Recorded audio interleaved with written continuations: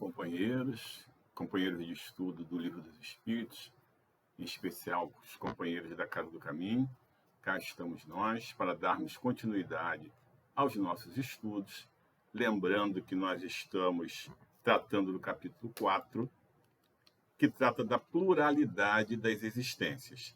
E nós estamos dando continuidade a esse capítulo, e hoje será tema da nossa abordagem as perguntas 203, 204, 205 e 206, aquelas que falam especificamente do parentesco e da filiação. E nós já temos uma ideia, no geral, daquilo que é parentesco e daquilo que é filiação.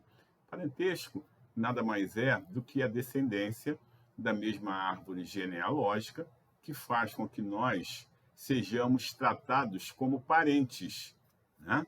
Então, essa parentela faz com que nós reconheçamos aqueles que são nossos pais, aqueles que são nossos filhos, aqueles que são nossos irmãos e por aí afora.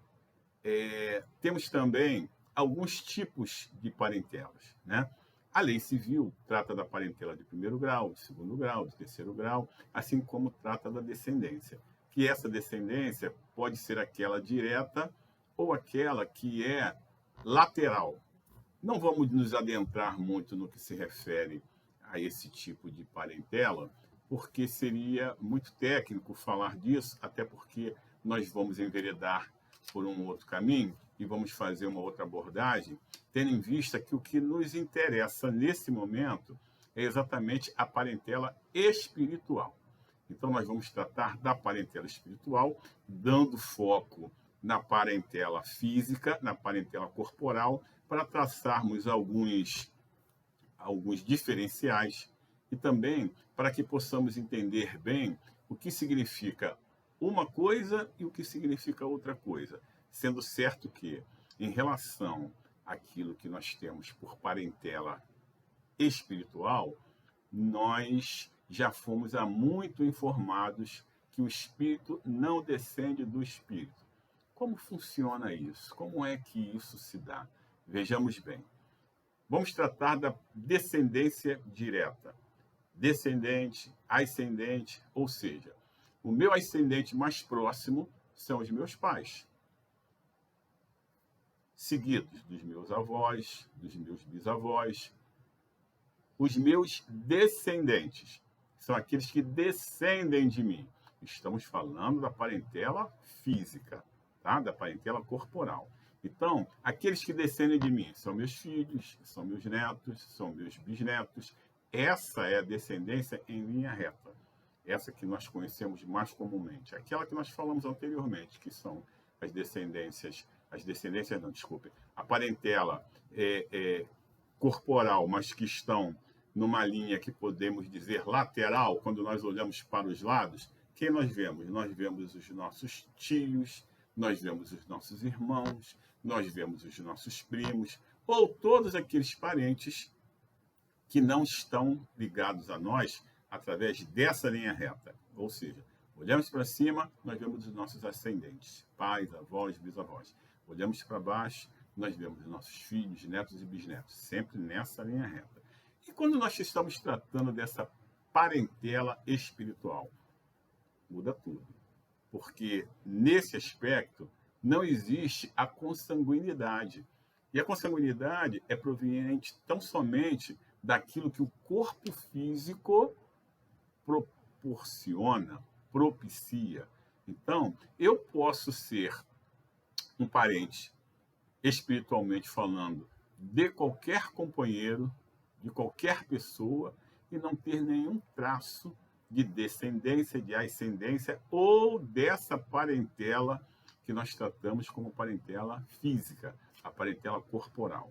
E essa parentela espiritual, que será objeto aqui do nosso estudo, e nós focaremos nela, abordaremos nela com os detalhes que o nosso tempo permitir e que o nosso estudo entende que seja pertinente, para que possamos entender mais um pouco a respeito daquilo que verdadeiramente é importante e a respeito daquilo também que acaba desmistificando um pouco aqueles conceitos mais enraizados, porque a informação que nos chega a todo tempo é tão somente a respeito da parentela corporal, da parentela física.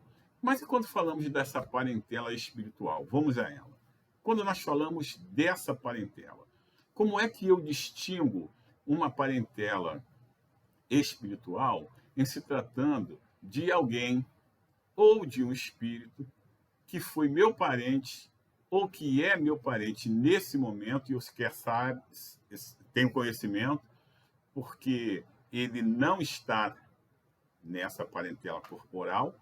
E como é que eu distingo isso? Quem foi, quem é, quem será? Como é que eu distingo isso? Bem, primeiro de tudo, nós devemos tratar essa lei como uma lei natural, uma lei divina, e aquela lei imutável. Essas leis que são imutáveis. Tá? Então, quando Jesus trouxe para nós que todos nós somos irmãos, em se tratando de um Pai único, ele quis dizer que todos nós temos essa parentela espiritual. Vejam que interessante. Significa dizer que todos nós somos parentes uns dos outros, embora não nos reconheçamos como tal, embora não nos tratemos como tal, e embora façamos distinções ainda que estão na contramão dessa parentela que já existiu, ou que existe, ou que ainda existirá.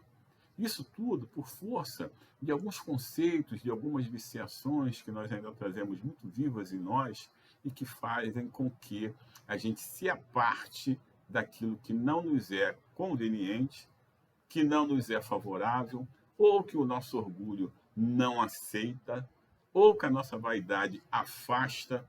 E isso, em se tratando de leis naturais, de leis divinas, está na contramão da concepção, essa concepção espiritual.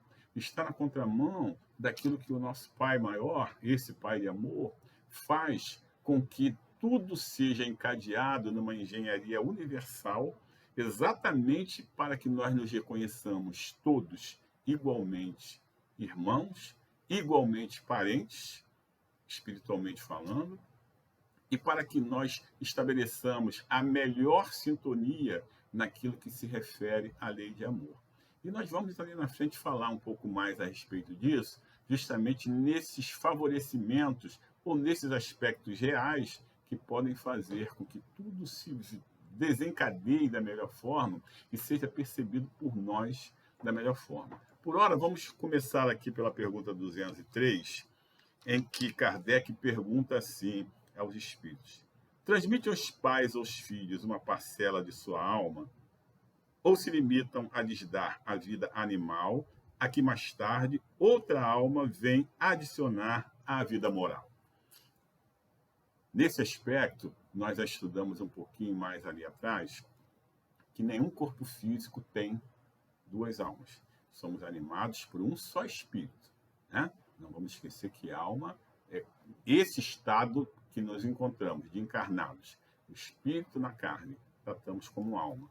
Muitas das vezes também tratamos só o espírito como alma, mas que fique claro que todos nós somos alma nesse momento que estamos encarnados. Então, a pergunta de Kardec é a seguinte: é possível que o espírito transmita para aqueles que dele descendem, para aqueles que deles venham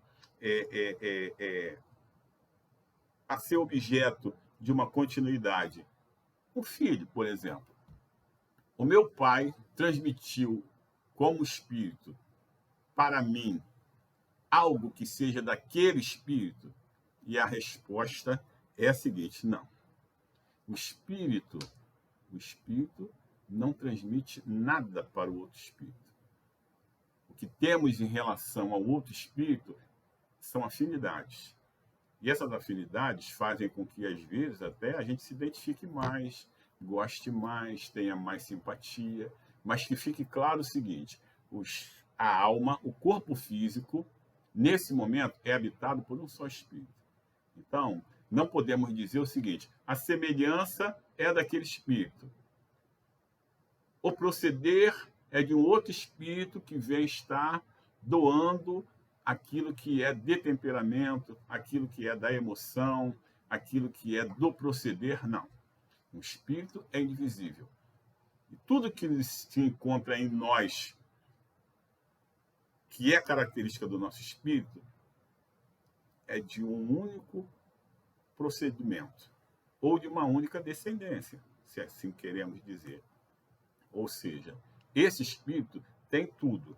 E aqui, ó, transmite os pais aos filhos uma parcela de suas almas? Não. O meu pai não transmitiu nada que é do espírito dele, da alma dele, para mim. Isso não é possível. Tá? O que eu tenho do meu pai, ou o que eu posso ter do meu pai, da minha mãe, é tão somente aquilo que guarda semelhança ao aspecto físico. Físico. Aquilo que é do espírito, aquilo que é natural do que aquele espírito possui, do meu pai, da minha mãe, quem quer que seja, isso não chega a mim.